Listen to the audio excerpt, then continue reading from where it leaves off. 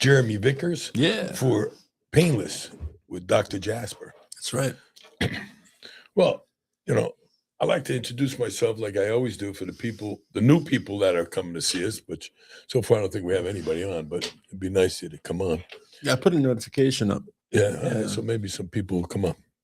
Anyway, I'm an interventional pain physician, which I have my own definition, which means that I actually look, diagnose, and find the pain generator. Once I find the pain generator, I eliminate the pain generator. And how do I eliminate it? Well, today we got so many ways we can do it.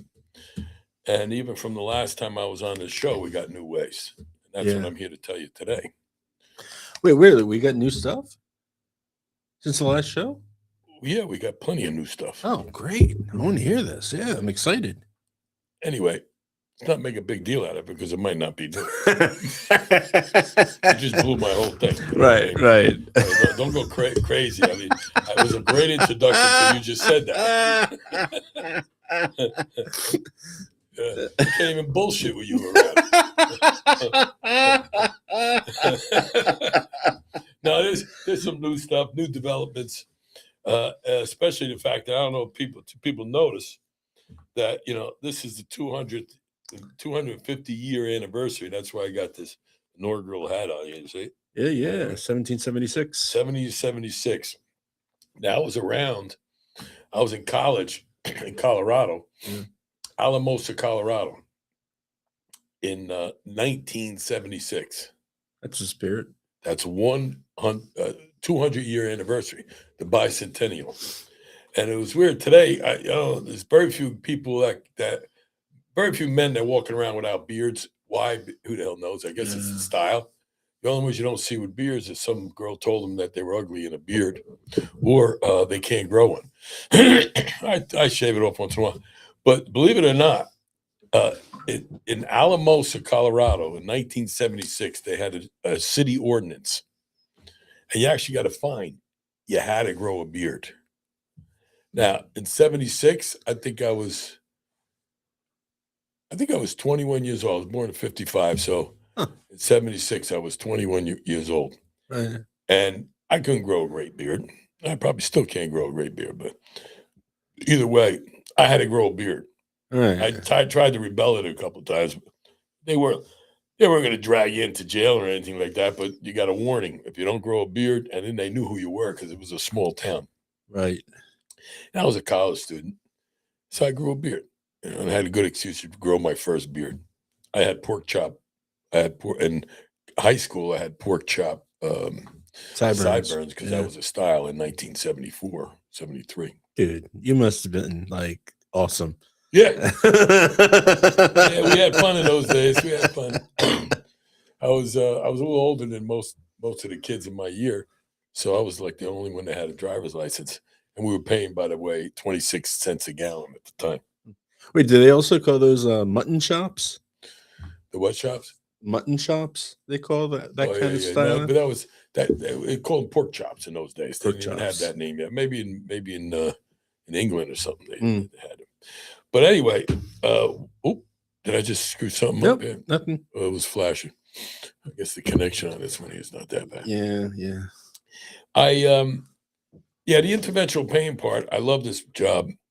I want you guys to listen to me and my potential patients. You got to listen to our testimonials. Did you put all the testimonials on? Yes. Can you adjust this thing because it just went out my screen? Anyway, but you still see me, right? Yeah. We get those. They're on Facebook. Mm-hmm. What is it called? Jasper Spine Institute on Facebook? Yeah, on Jasper Spine Institute on Facebook, Jasper Spine Institute on YouTube. We're streaming to both of those live right now. And also on my website. Yes, on the website as well. Website. You go on the website, and anything you want to have done, there's usually a testimonial on that. Is there a way of like putting in testimonial and the name of the procedure? I don't know if it's that sophisticated. Yeah. They could go on there and check it out. We've had great success with, it's no longer new, but A lot of doctors don't even do this, and I like to. There's a local doctor who I'm not going to mention a name. I don't know because I didn't ask permission, but he's a local pain doctor with a local practice, very busy doctor, and he chooses to do certain amount of procedures, right, as a interventional pain physician. Sure. And he's a man who's smart, does his job well, and is good at what he does, but he knows his limitations. Every man got to know his limitations. That's right. And not that he couldn't do the procedures, but he chooses not to because he's probably busy doing other things in his practice. And instead of sending the patient to a surgeon, which I commend him for, because his practice, I think, relies on a lot of referrals from surgeons. Hey, Carmel, Uncle Jerry from Jerry. Hey, Jerry, how you doing, Jerry? Jerome, how you doing? I miss you. I'll see you Easter. We're all getting together for Easter at my house. But anyway, so he chose to send the patient to me instead of sending them to a surgeon. Right. How's that for that means something. It means a lot to me. Probably means it's going to mean a lot to the patients because I'm going to fix that patient without major surgery. Confidence and care. Yeah, because he reached a point where he doesn't do a certain procedure that I do, which is the interspinal spaces by Minuteman. Spinal simplicity is called Minuteman, and we put the spacers in between. We put the spacers in between these spinous processes, and what it does is it opens up the holes where the nerves are, so your sciatica pain goes away, and it flattens out the ligament, opening up the central canal that is usually closed down. These are the people who can't walk far. They got intermittent neurogenic claudication, which means they walk a certain distance, and they got to either sit down, bend over, lean on a shopping cart. Yeah. All of these different things that to alleviate the pain. And quite frankly, most of these patients are they're tired of it, and they've had it for years. I got some patients come in, don't even realize they have it. I said, "Do you have any pain in walking?" "Yeah, I can walk. I used to walk." "Wait a minute, stop right there. I used to walk." Yeah. They get complacent. Yeah, I used to walk. The problem is that you get pain for so long that you don't even realize you have the pain anymore. Yeah. So you've learned to live with it or something like that, but it's still a horrible way to live. They learn to live with it. They just don't know they're living with it. Right. And I give them a piece of paper that we made up of homework. And on that piece of paper, I want them to count how many steps that they can do before they start having a little aching pain. Oh, that's cool. In the lower back and the buttocks. And they all come back and say, "You know what, Doc? I take 10 steps, I already got it." I haven't realized. I don't realize that. Like I told them, you don't realize it anymore because you've been doing it so long. It's just part of your life. Right. And you just nonchalantly sit down without even realize you're sitting down for that reason. Yeah. You just sit down. Yeah. And there's a lot of people out there. I like to mention that because I'm sure there's people here and people listening to me, hopefully. Yeah. We have 2 people that know people who are in this predicament where they can't walk, and we get rid of the pain. But this is a great show. I don't come on as much as I used to. Why? I basically come on to remind people of the stuff that I do. It's pretty redundant, and if you're lucky, we're lucky, we think of a good story. Yeah. Tell a good story for entertainment, And we always cycle the shows around and stuff on there, so you never know what good information you're going to get or good stories. You got to think about some good stories. Well, we told most of the stories about me being arrested as a juvenile. Yeah. I was a true 100% American juvenile delinquent. That's what I was. That's what I was. And I'm proud of it. Yeah, that was that made too. me the man that I'm made today. Yeah. Got no record. It was before computers. That's right. And that is gone. Yeah. My record's been expunged. Throw them right in the friggin' garbage pail. That's great. Hey, why you always got to bring up my record? Anyway. Remember when they used to threaten your permanent record in school? Well, what you doing over there? That's going to end up on your permanent record. Oh, yeah. Well, it's true today. Yeah, today it's true. Yeah. Anything you do is on your permanent record. They put it in a computer, it gets fine. Yeah.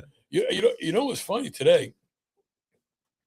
I got up this morning and opened up my mail, and I got this letter. I wanted to bring it and read it. The letter states it's from a law firm and has a name of the law firm, and the law firm's in Canada. Yeah. Right. And it says, hello, Dr. Jasper, we're here to inform you for the second and last time that you have not responded to the previous letters, which is bullshit, because if I got a letter like this, I respond to it. Right. That one of your patients that you had many years ago, you left a very strong mark of compassion in his brain.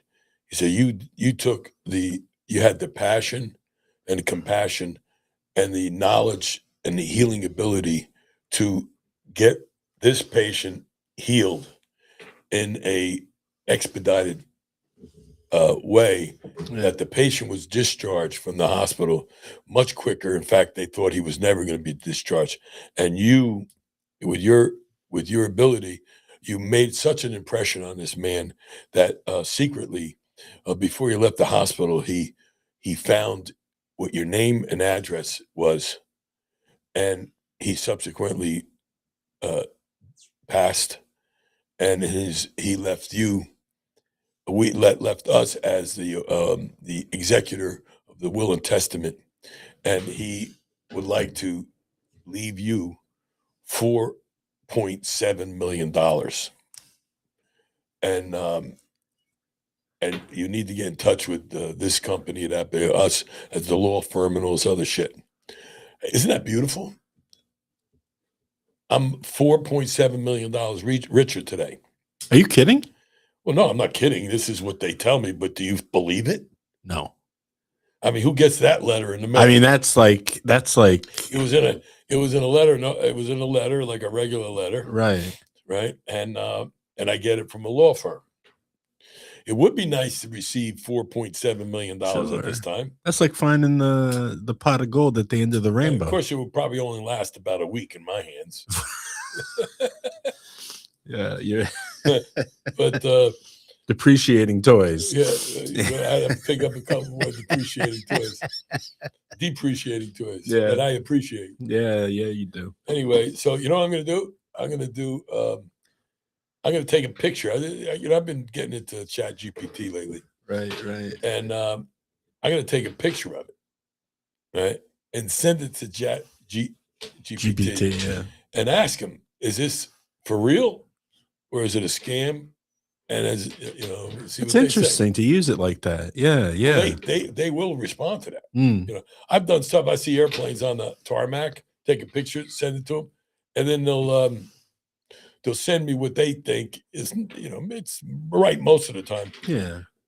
They send me what they think, the stats and stuff. And or they'll say we couldn't catch the type of tail setup it is. Can you get the tails? And I say, oh, this is a high wing, this, that, then they talk about what kind it possibly could, or it's exactly what it is. That's cool. And if you get the numbers on it, they chat within seconds, look up those numbers on the register of airplanes, and they tell you exactly what it is. Huh. And I bet you if you take a picture of somebody's license plate, they probably don't do that. Yeah, when it comes to like stuff that the police would have to look at or anything like that, like old files and stuff, they don't go that deep. Even with premium, Chat GPT, they don't go that deep. Facial recognition, I don't know. That kind of stuff.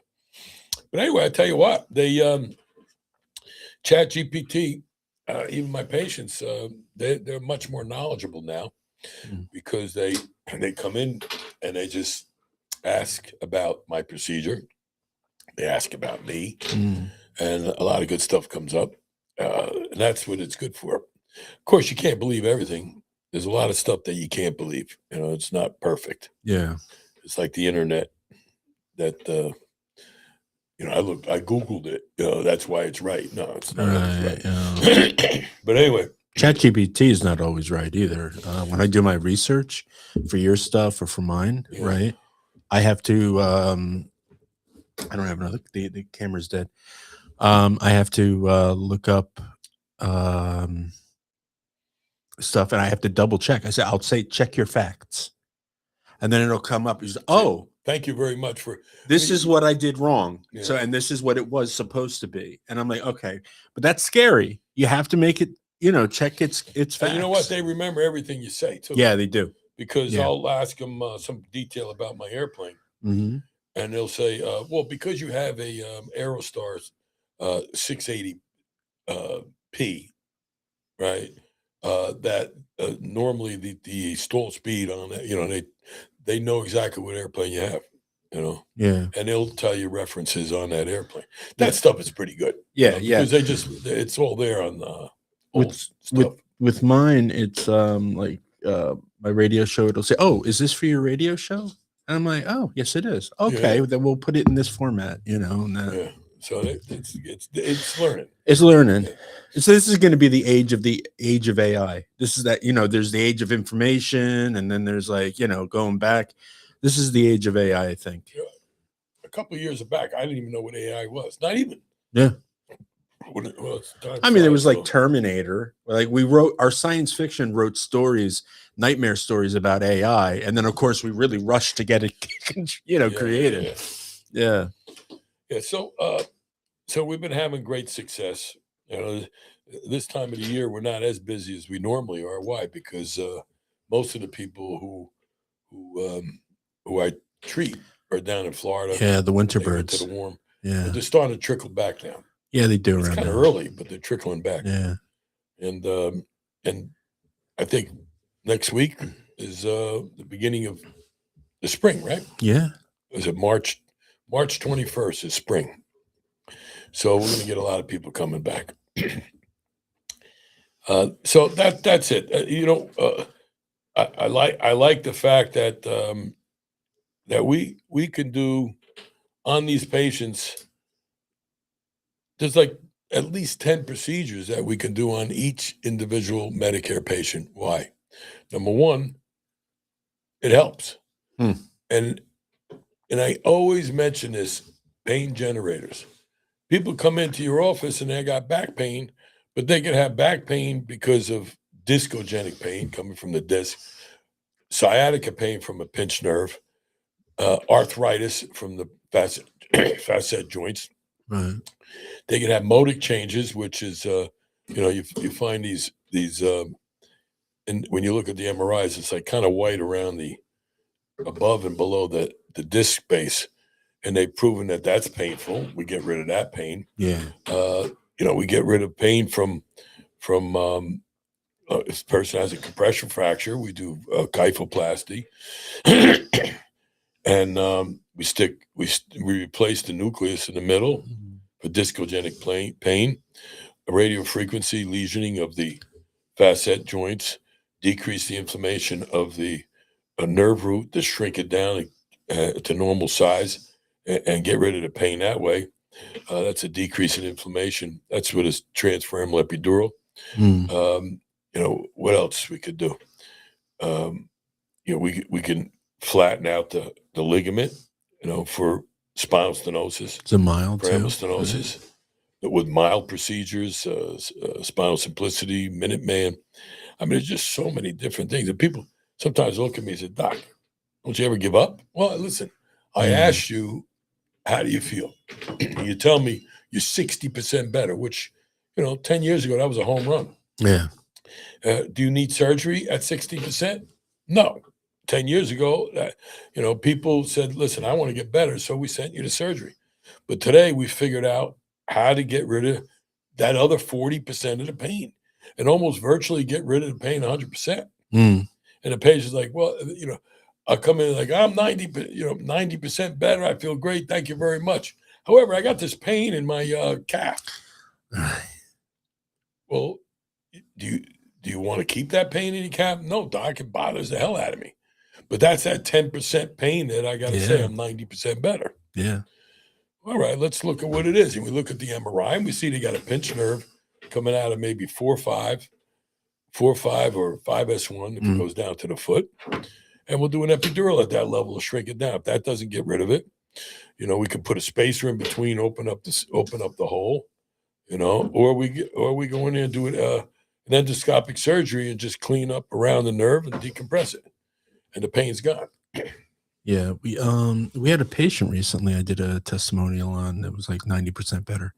And they look great and the happiness on these people's faces.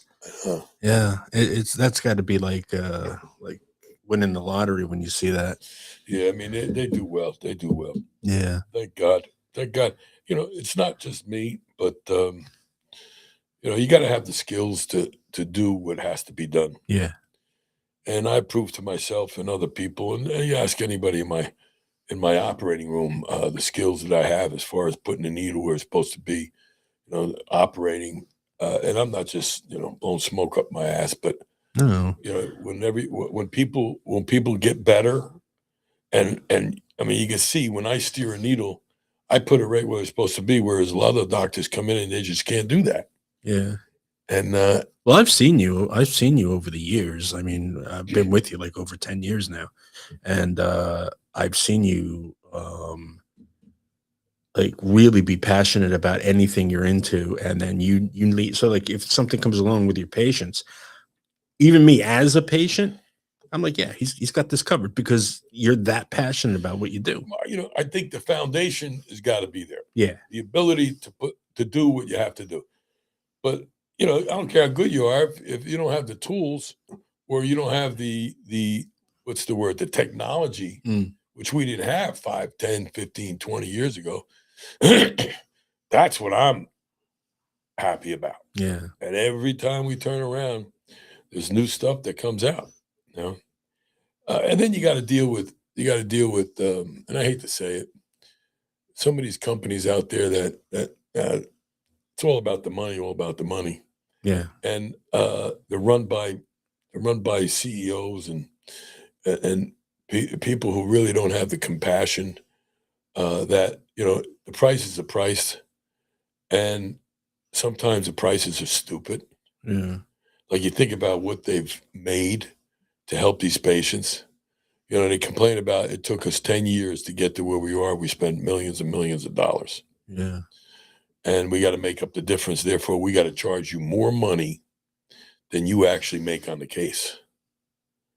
And if I have a company that will come in and charge me more money than I make, I'm taking the risk. And we talked about it. yeah, I yeah, take the risk. yeah, Of course, the company might get sued. You know, company might get sued too if something happens. But the companies. And I hate to say, these companies, multi-billion-dollar companies, mm, they get sued. They probably don't even need insurance companies. They just pay yeah, out of pocket. yeah. You get a solo practitioner like me, you get sued, you can get devastated. All right, So I'm taking a much bigger chance, much bigger risk than they are.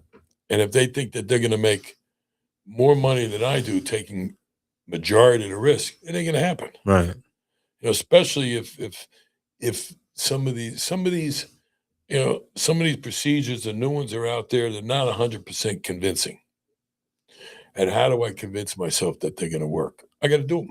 yeah, As long as it's safe for the patient and it's not going to make the patient worse, I'll do it. And the only way I will be convinced if that work, not based on studies that the companies have done or other studies, because you can get a study to give you any kind of result you want.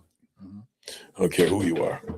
They're pretty strict as far as the rules on how to Well, do it. that's the thing. They're hungry for those statistics Yeah. because it makes their product look better. So yeah, you got to get what you're worth. You know, Yeah, I Rocky mean, Balboa said that. I'm not, well, He said, if you know what you're worth, then you go out and get what you're worth. yeah, I mean, and it's not about the money as far as that goes.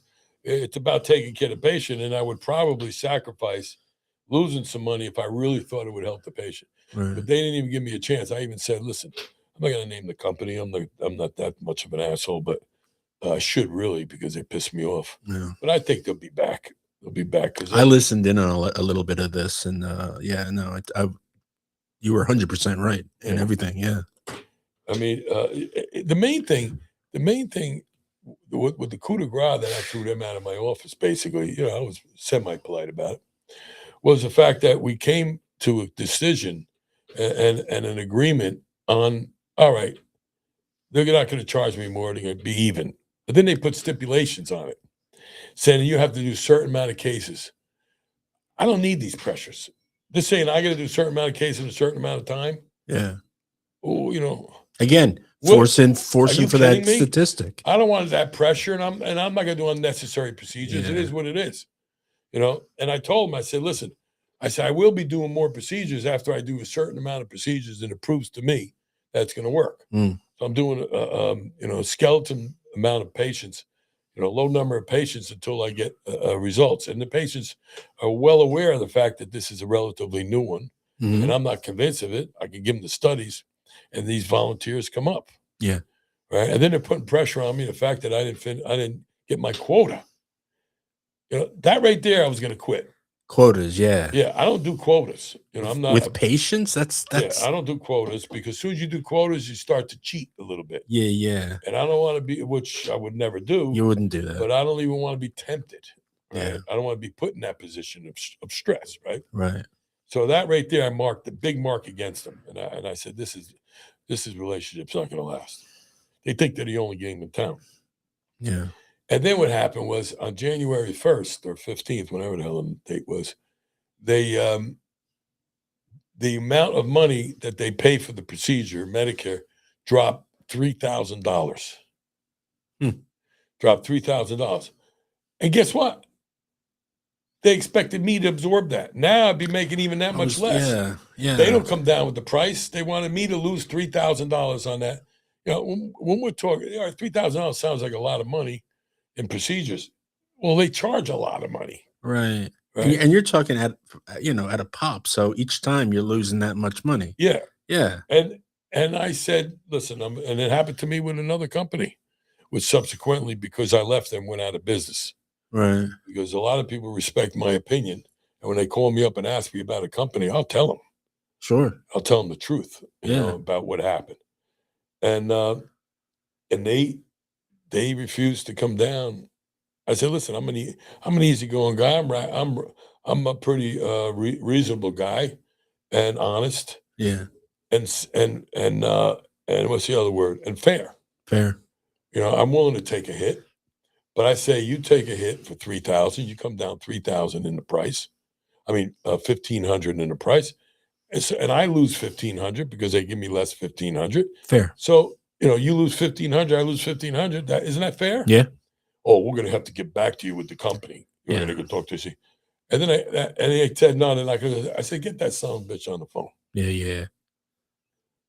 Okay, get this son of a bitch on the phone. I want to talk. It's like when you're in a restaurant, you want to talk to the manager. Right. And if it's a good manager, he's going to come up and say, listen, whatever you want, customer's always right. Right. I mean, that's how you're trained as a manager. Sure. He gets on the phone half-cocked, right? Like, who are you to get me on the phone kind of attitude, right?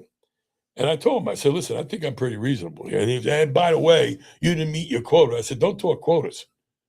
Don't even talk quotas, because you talk quotas, you're gonna get in big trouble there. You gotta wonder how many doctors they get away with talking like that. Yeah. Yeah. Well, because they'll say, well, we're making this much money, so it's worth it. Yeah. I like to hear more.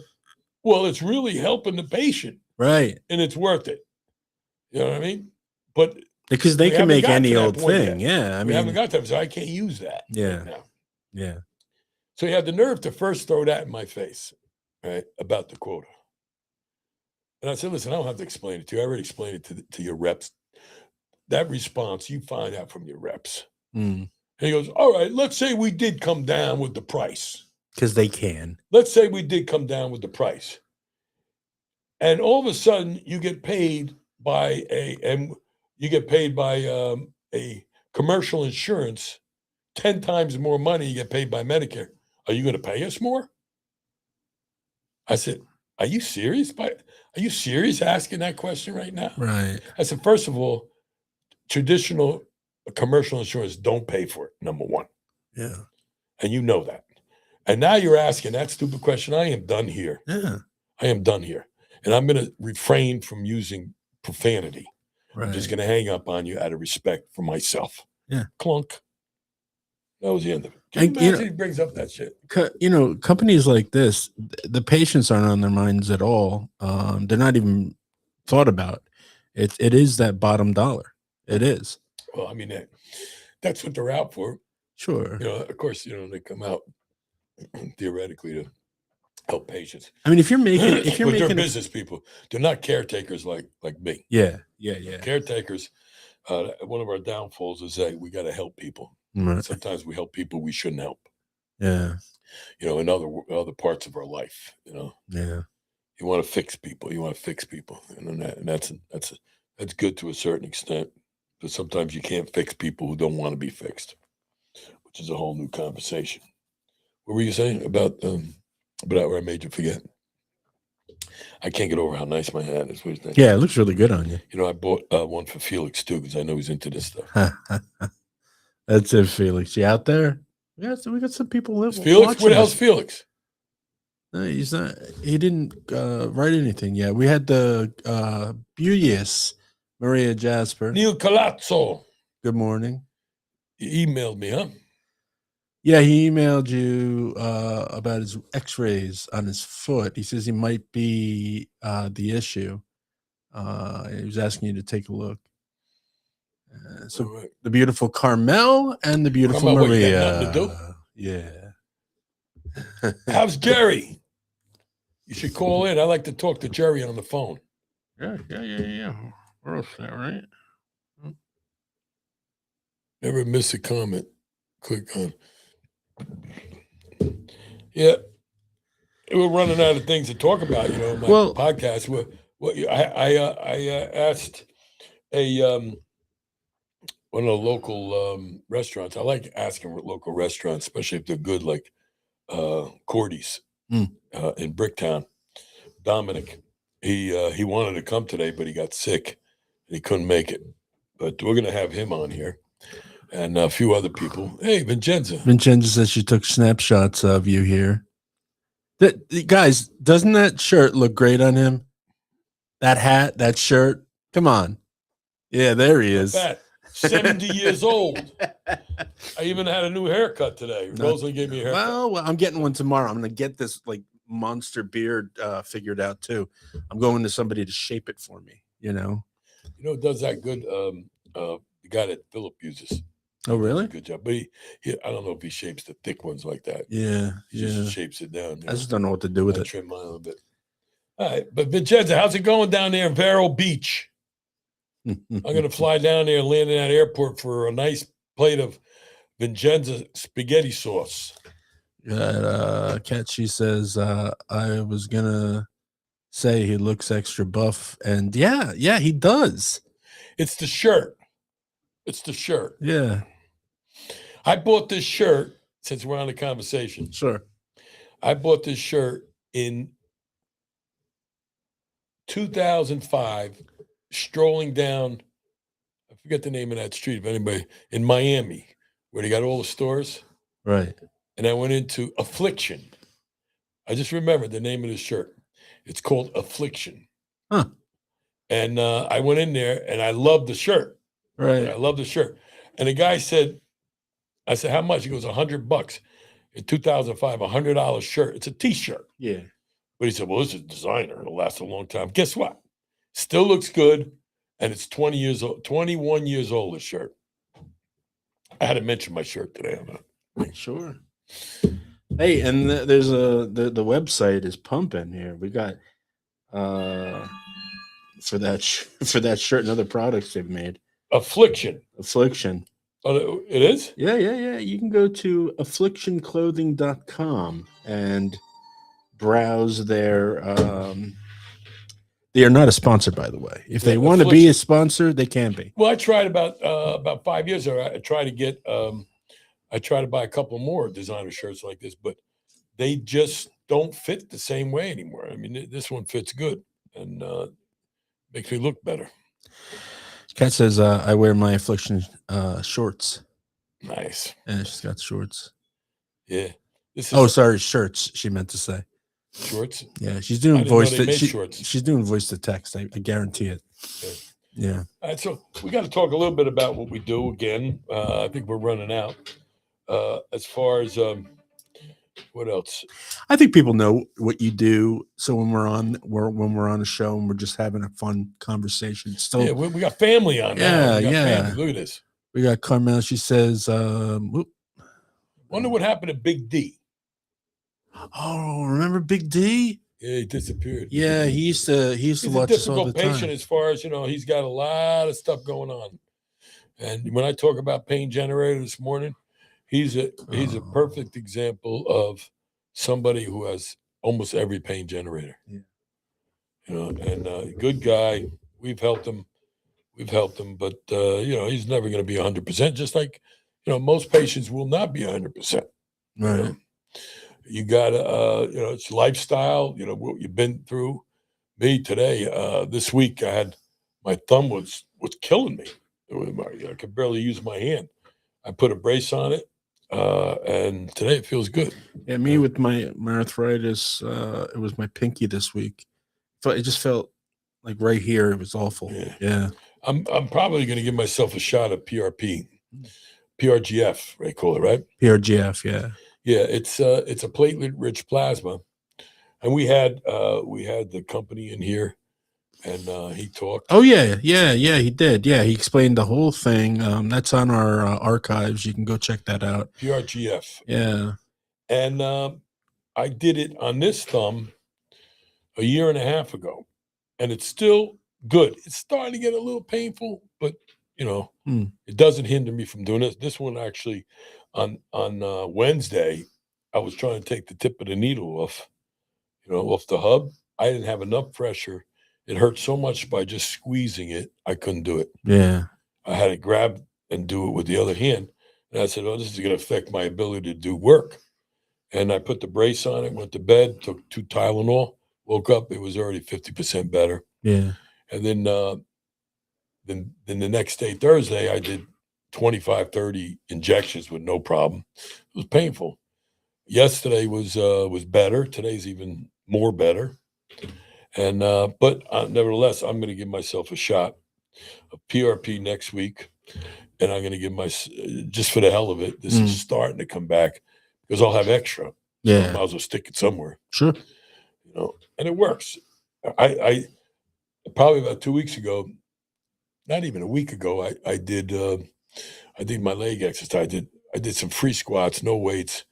I did an intense leg exercise, but I don't do intense. I don't do heavy weights, but my left knee blew up. I got a replacement on my right side, but it blew up. I had to drain out. Within 2 days, I had to drain out 50 cc's of fluid, and I injected PRP. It's already better. Yeah. I feel a little bit, but that stuff works.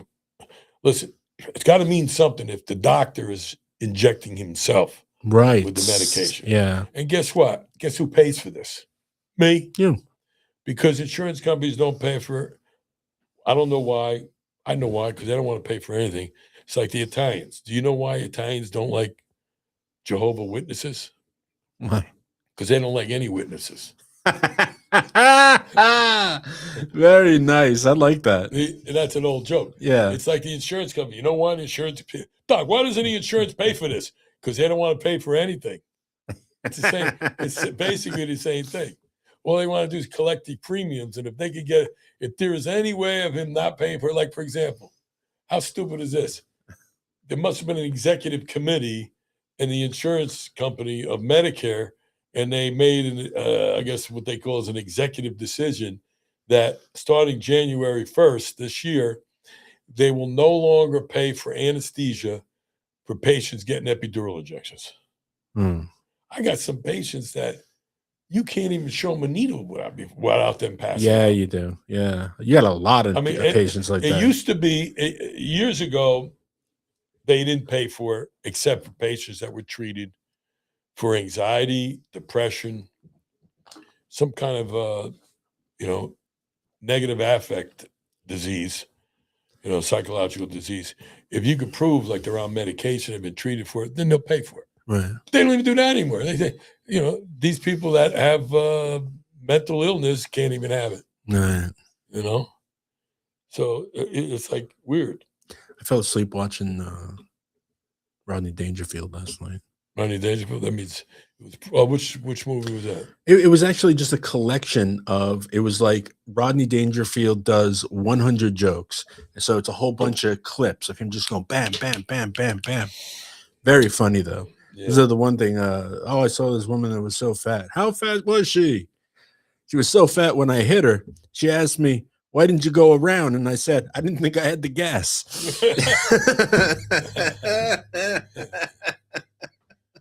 Yeah.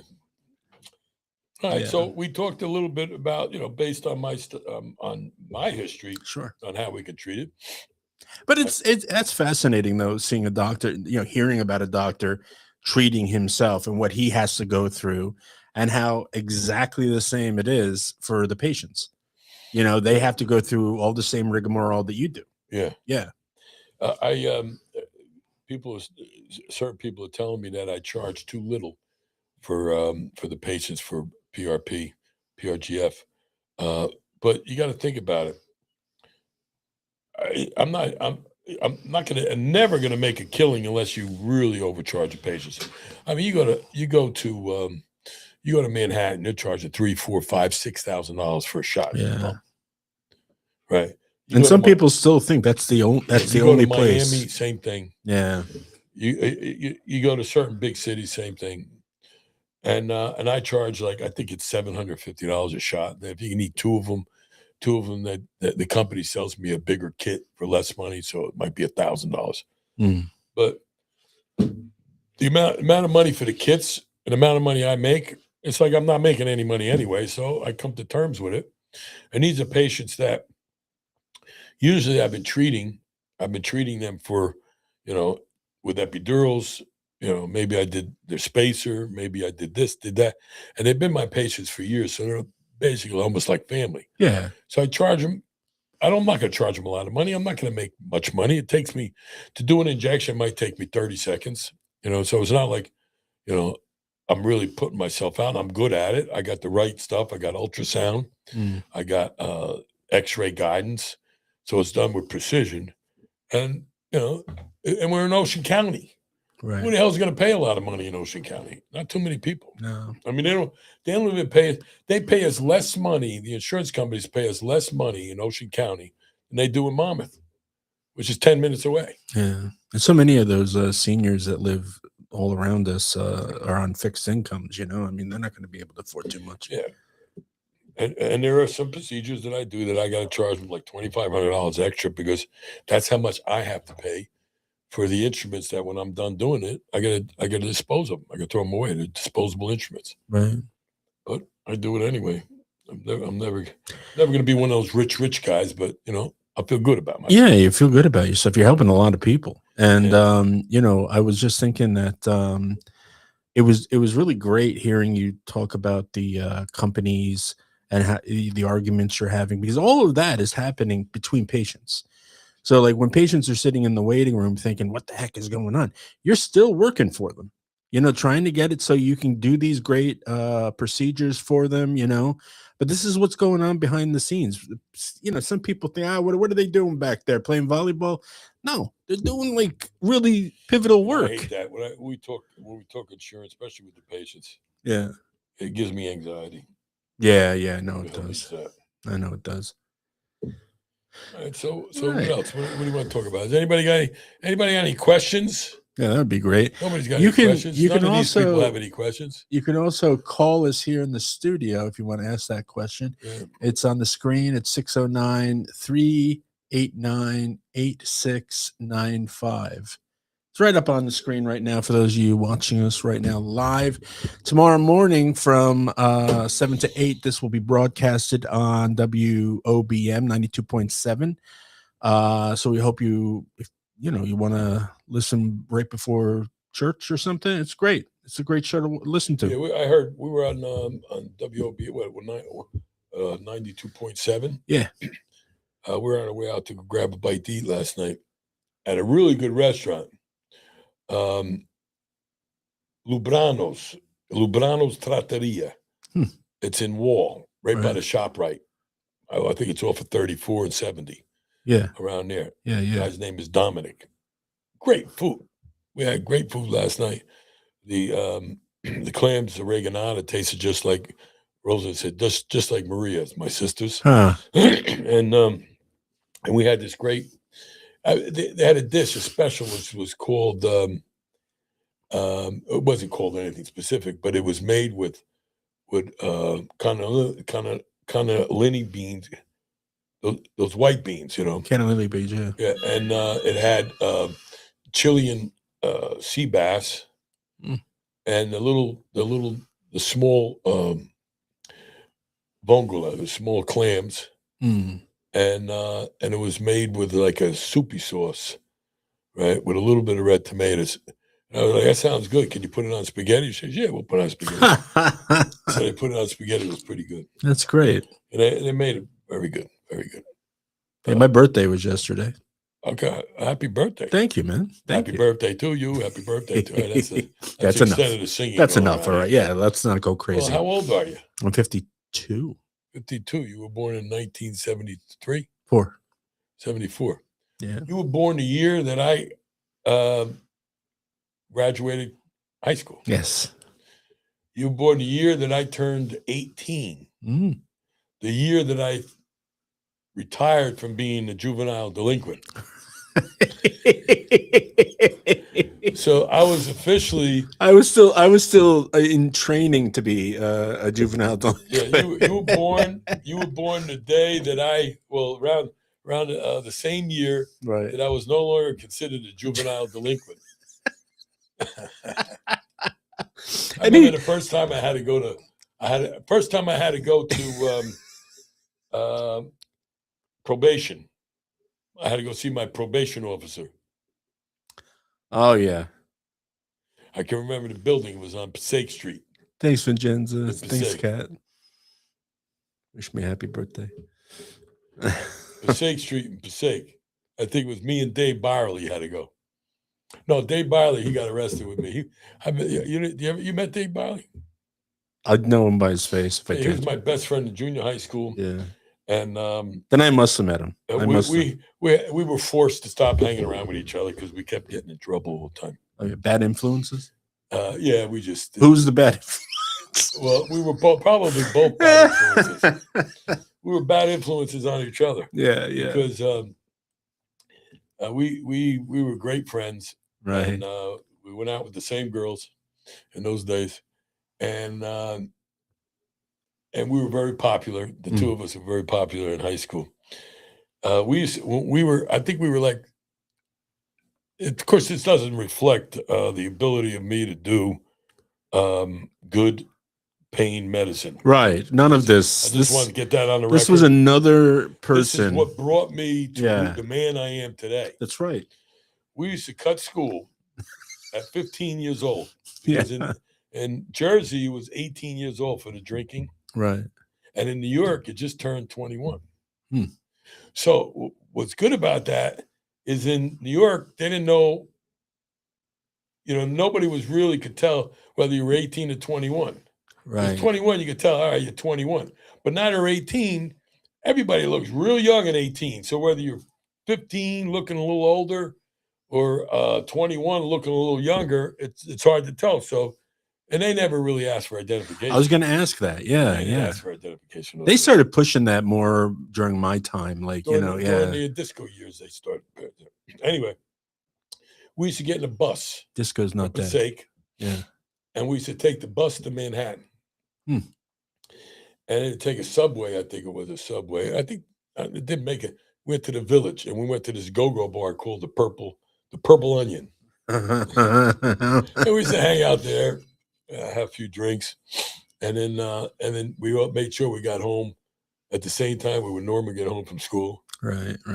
And we weren't drunk or anything, Nobody tested our breath or gave us a breathalyzer. Right. It wasn't like we did it all the time. I think we did it like 3 or 4 times that year. I think we were beginning, and it was in the beginning of high school. Right. He was a sophomore, and I was a freshman. He was ahead of me. My son actually has a fake ID. Does he? Well, then we all got the fake IDs. Yeah. We all got the fake IDs. And I think we even had fake IDs in those days. It was easy to get. Right. And we didn't have an internet. I don't know how the hell we got it. Yeah, right? How the hell we get fake? Probably in the mail. Probably there was no internet. There was no printers. I think you maybe had to know someone who had a laminator, had a, Yeah, I can't remember. People giving them out, fake IDs. Yeah. But that was fun. That was fun until we got arrested a few times and we weren't allowed to party hardy. Yeah. Anyway, good old days, which formed me to the man I am today. That's right. I had a patient said to me the other day, one of the reasons I love you, Dr. Jasper, is because you're down to earth. You don't act like a regular doctor. You act like a regular person. That's what I was going to say to you. My parents, the same thing. My parents, my grandparents, that's where it comes down from. Yeah. You were raised, unlike some people. The way I was raised, and also I went to medical school in Italy. And I always planned, when I decided to be a doctor, I always planned on going to medical school in Italy. I never tried to I didn't even take my MCATs. Why? Because in Italy, they got their own exams. And I sort of invented that because of the fact that I graduated from their undergraduate school, right? Mm. And is that arrow shooting through the screen on? No, it doesn't. It's just me. Yeah. And the fact that I wasn't under a lot of stress, and when you go to medical school in Italy, they believe Italy. They believe you live, have a good time. Number one, number two, everything else is number two and last. Everything else, the most important thing is live life and have a good time, and enjoy yourself stress free. And I'd rather be number one than number two. Yeah, I mean, school, work, that was secondary. Yeah. And I can remember going to the hospital, and I think we talked about this too, but I can remember going to the hospital in Italy during surgery. We do surgery in the morning, at like 7 o'clock in the morning until about 12, right? And then everybody quit. Everybody quit. It was a ghost town. Remember me talking about it? Yeah. It was a ghost town. Everybody go home to lunch, have some wine, and go to sleep. Yeah. Make love to the husband or wife or something and go to sleep and then wake up around 5 o'clock at night. Even the stores would close during that time. Mm. Wake up at 5 o'clock in the afternoon, have a cup of coffee, and then you go see your post-ops, And even on weekends, you had a skeleton crew in there, just like during the mid-afternoon skeleton crew at night. And one thing was, I remember that living was more my important. father used to talk about this. They go by the quota system as far as the positive quota system. Like, all right, on a Wednesday, I'm going to do 3 operations. But, Doc, you got 4 or 5 patients you could operate on. You could operate all day. No. I'm doing 3, and that's it. We do it unless it's an emergency. We do them next week, it's elective cases. Because they don't want to kill themselves, and that's why they live longer over there with less stress. Overall, they got less blood pressure problems, less cholesterol problems. They exercise, they walk, constantly walking. They're not as muscular as us, most of us, because they don't go to the gym and pound the gym, but they're always moving around, always doing light exercises, and they eat right. They don't gorge themselves. I remember the first time Josie and I went to a restaurant in Italy. When we arrived there, they gave us this little portion of pasta. I'm like, was there shortage of pasta in Italy? I said, what? And in the sauce, they put a tablespoon of sauce on the top. Right. And they came around with the cheese, and they went with the cheese. So you got used to that. Why is it like that? Because they give you the second, which might be meat, vegetables, and stuff like that. So it's not like here, like, all right, what are you having for dinner? Pasta. Boom, big plate of pasta. Right. All right, give me a second plate. It's not like that. Yeah. What time is it? It's 5. We have 54 minutes in, so yeah.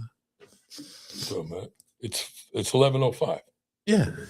I mean, into the show. Yeah, well, you got to do your show, 11:06. so Yeah. we're going to conclude this show, and hopefully, if the weather's bad next week or something, I'll come back. Yeah. If the weather's good, usually I fly. Right. I practice my approaches. I flew the airplane down to Dominican Republic during Christmas, Oh We yeah. landed there. Yeah. I don't know if it's Christmas Eve. Actually, I landed in the Dominican Republic. I went to pick up Rosalind. We landed at the Dominican Republic Friday afternoon, mid-afternoon. That's the same day that they charged and got Maduro out of Venezuela. And we were like a short distance from there. Right. And the pilot that I had a safety pilot with me, nice guy, he was Dominican. He was like our tour guide, right? He goes, we got to get out of here early in the morning because it's going to close all the airports. So he knew what was going on over there. And the next day I came back and I'm listening to Chuck Schumer saying, we had no idea what was going on. He should have told us. We have the right. We have to give permission, which is all bullshit. He's one of the biggest lying ever politicians. But anyway, imagine I had a guy that was a regular pilot. He knew more about what was going on in Venezuela than Chuck Schumer. Yeah. Imagine that. Yeah. Anyway, thank you everybody for listening. Thank you, family. For at least I got the family listening to me. Yeah, you would think I had 5,000, 10,000 people listening to me. I guess if we were consistent every single Saturday, they tune in. Which I got a life. Yeah. I get, but yeah, you got a life. What are you going to do? All right. Well, thanks again. Have a great weekend, and I'll see you hopefully before the spring. All right. Take care, everybody. For more information about Dr. Gabriele Jasper and all the things we talk about, please go to jaspermd.com to make an appointment at 732-262-07.